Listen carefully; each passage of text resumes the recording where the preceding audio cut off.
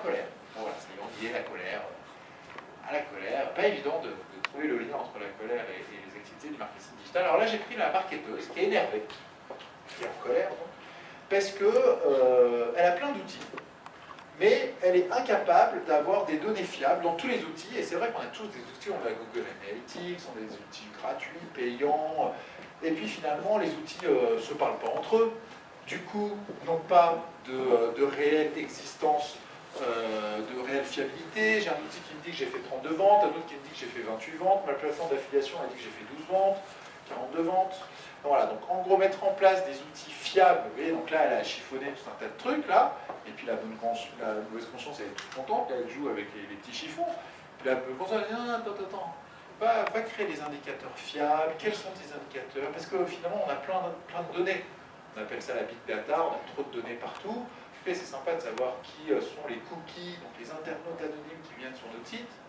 Mais enfin bon, il faut peut-être essayer de décortiquer tout ça et puis comprendre qu'est-ce qu'on a besoin d'avoir comme info pour faire progresser notre site et puis pour maximiser les taux de conversion, les taux d'engagement, le repeat business, etc. Alors par exemple, quelques questions à se poser. À quel canal de communication mes clients sont-ils le plus appétents ?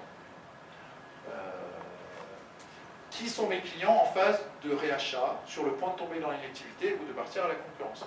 Ça on le voit tout simplement en analysant la fréquence d'ouverture d'un internaute. Un internaute qui ouvrait tous les 3 mois, et là, comme par hasard, depuis 2 mois, il ouvre une fois par mois.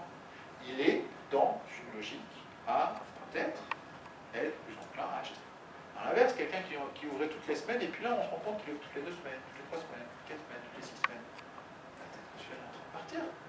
Et donc, il faut peut-être réagir, réfléchir, peut-être lui offrir à lui une offre, etc. Quels sont les leviers pour allonger la durée de vie de mon client? L'exemple de l'appareil photo, où on suit en fait un chemin, ce qu'on appelle la lifetime value, donc quelle est la valeur dans le temps de mon client et comment je peux faire en sorte de créer cette valeur positivement.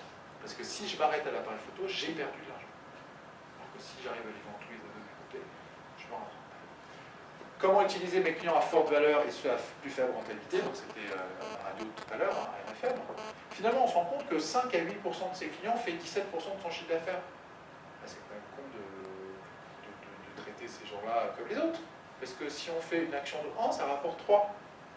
Et à l'inverse, on a 50% des clients un peu endormis qui pèsent 4% du chiffre d'affaires.